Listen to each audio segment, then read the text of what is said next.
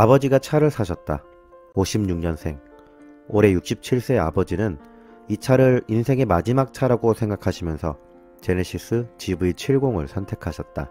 이전에는 2009년 5월에 구매한 기아의 소렌토 R을 타고 다니셨는데 달달거리던 디젤의 진동과 소음으로 특히나 내 기억에 남아있다.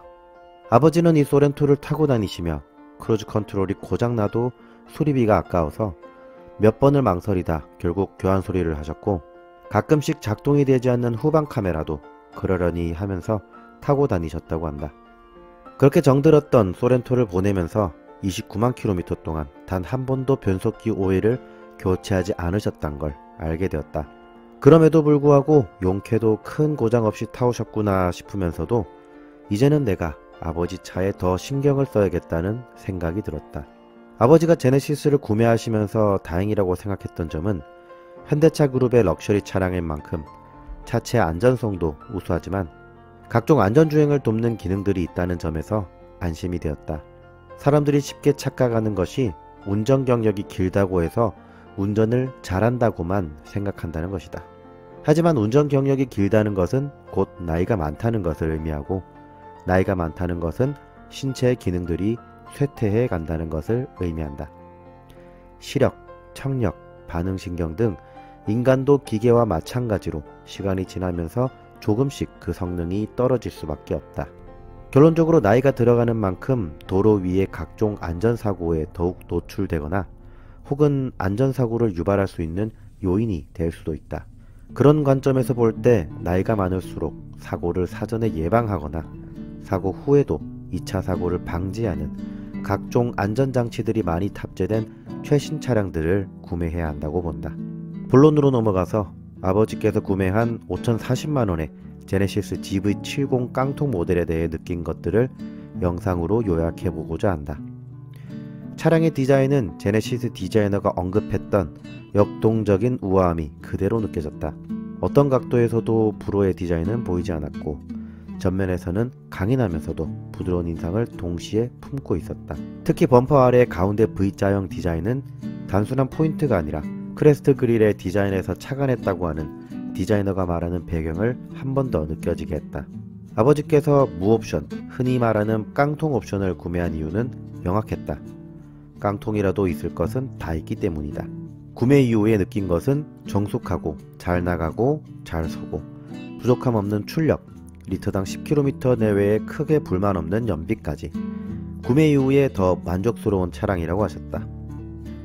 차의 외관을 보면서 놀랐던 점은 전방 센서와 터치 타입 아웃사이드 도어 핸들이 기본이었다는 점에서 무옵션의 깡통이지만 있을 것은 다 있다는 아버지의 후기가 떠올랐다.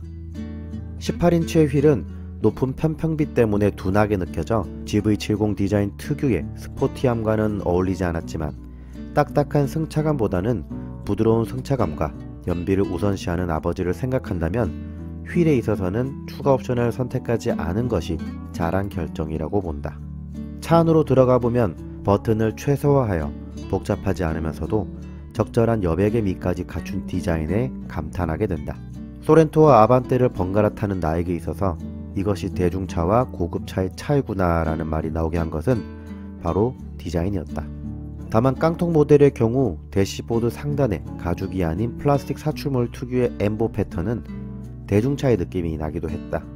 그럼에도 불구하고 헤드업 디스플레이 옵션을 위한 공간에 파팅 라인이 없는 것을 보면 이 거대한 대시보드를 위한 사출 금형이 헤드업 디스플레이 여부에 따라 각각 설계가 되어 만들어졌을 거란 생각이 들었고, 이를 통해 고급차를 설계하는 브랜드의 수준을 볼 수 있었다. 만약 이 차량에 헤드업 디스플레이 옵션을 위한 파팅 라인이 있었다면 이것을 보는 소비자는 이 차를 고급차가 아니라 대중차로 인식할 수도 있었을 것이다. 다음으로 센터 콘솔의 변속기 다이얼은 AVN 컨트롤용 다이얼의 크기와 비슷해서 손을 갖다 댈 때마다 헷갈리는 부분도 있었다.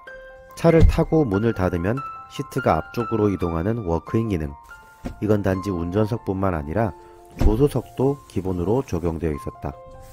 심지어 깡통 사양은 메모리 시트가 기본에 이 메모리 기능은 시트뿐만 아니라 사이드미러와 전동식 스티어링 휠과도 연동되었다. 시동을 걸어보면 부담스럽지 않은 정도의 2.5 터보 엔진 특유의 진동과 소음이 느껴졌고, 스티어링 휠은 이제까지 타봤던 대중차와는 달리 두께가 굵다는 느낌이 강했다. AVN 화면도 만져봤는데 조수석의 움직임을 AVN 화면에서 컨트롤할 수 있었고, 현대차 그룹 최신의 인포테인먼트 시스템인 CCNC가 적용되어 있는 만큼 주차 상태에서 유튜브, 왓챠, 웨이브를 볼 수 있는 시네마 모드도 있었다. 물론 이 서비스를 즐기기 위해서는 추가 요금을 지불해야 하는데, 난 개인적으로 추가 요금 없이 즐길 수 있는 M6를 연결해서 보는 것을 추천한다. AVN 설정 중에서 차량 설정에 액티브 사운드 디자인이 있는데, 이 기능은 운전석과 조수석 시트 바닥에 있는 스피커를 통해서 가상의 엔진 사운드를 들려주는 것이다.